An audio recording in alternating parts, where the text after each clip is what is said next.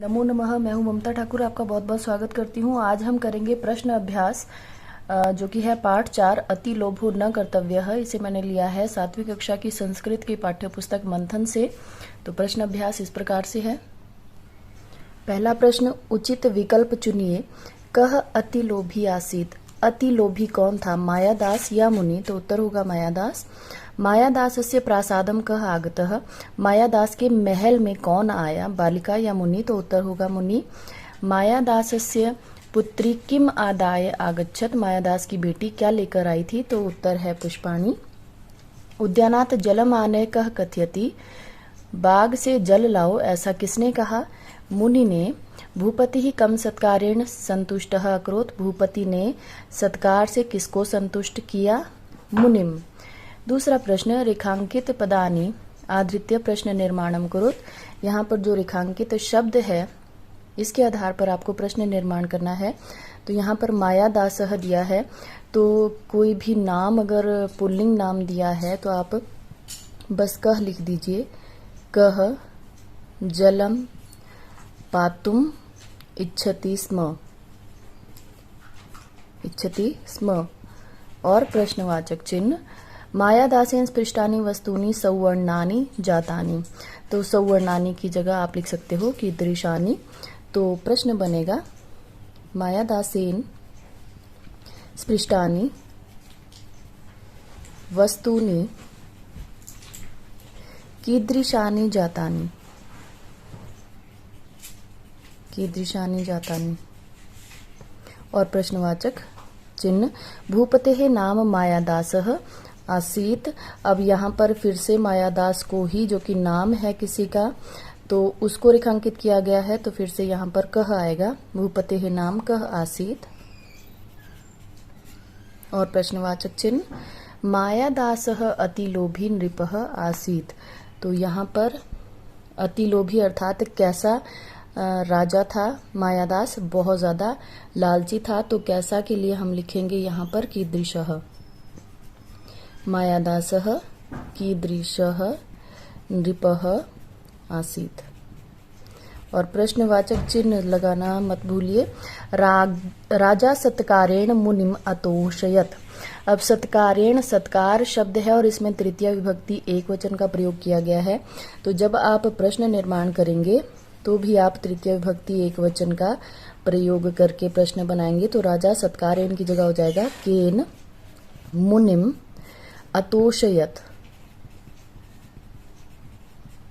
और प्रश्नवाचक चिन्ह। प्रश्न 3 है, अशुद्ध वाक्यों का संशोधन करके लिखिए, अर्थात उनको शुद्ध करके लिखिए। जलम अपि स्वर्ण पिंडः अभवत। तो प्रश्न इसका शुद्ध रूप होगा जलम अपि स्वर्ण पिंडम अभवत। मुनि तथास्तु उक्त्वा अगच्छन्। मुनि तथास्तु उक्त्वा अगच्छत। अब अगच्छत इसलिए आया क्योंकि मुनि जो है किसी का नाम है और प्रथमा एक वचन का रूप है। तो जैसा कर्ता होता है वैसी ही क्रिया लगेगी, इसलिए मुनि के साथ यहाँ पर अगच्छत आएगा। एक वचन के साथ एक वचन की ही क्रिया लगेगी। तो पुत्री पुष्पान आदाय अगच्छत, ग भाग है। पुत्री पुष्पान बहुत सारे फूलों को लेकर वो आई थी, तो सही रूप होगा पुष्पाणि आदाय आगच्छति। नृपेण स्पृष्टाः वस्तूनि सौवर्णानि जातानि। तो नृपेण स्पृष्टानि वस्तूनि सौवर्णानि जातानि। तस्य पुत्री प्रासादे आगतः। तस्य पुत्री प्रासादे आगता। अब आगतः पुल्लिंग शब्द है और आगता स्त्रीलिंग शब्द है। बस यहाँ पर यही एक परिवर्तन करना जरूरी होगा, बाकी पूरा वाक्य बिल्कुल वैसा ही लिखना है। प्रश्न 4, अधोलिखित शब्दानाम मूल धातु वचनम पुरुषम लकारम च लिखित। यहाँ पर आपको मूल धातु वचन पुरुष और लकार लिखने हैं। अभवन वह की स्पष्ट है कि भू धातु से बनता है, बहुवचन का रूप है, प्रथम पुरुष लंग लकार। अयच्छत यच्छ धातु है, यच्छ मतलब देना, तो एक वचन प्रथम पुरुष लंग लकार। आनय नी धातु से बनता है, आनय अर्थात लाओ, तो लाना, और एक वचन मध्यम पुरुष लोट लकार का रूप है। कुरु में क्री धातु है, एक वचन मध्यम पुरुष लोट लकार। अवदत्त में वद धातु है, वद अर्थात कहना, एक वचन प्रथम पुरुष लंग लकार। इच्छति में इश धातु है, इच्छा करना, एक वचन प्रथम पुरुष लट लकार।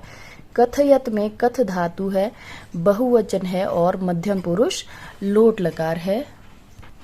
प्रश्न 5 है संस्कृत भाषायाम अनुवादम कुरुत। संस्कृत भाषा में अनुवाद कीजिए।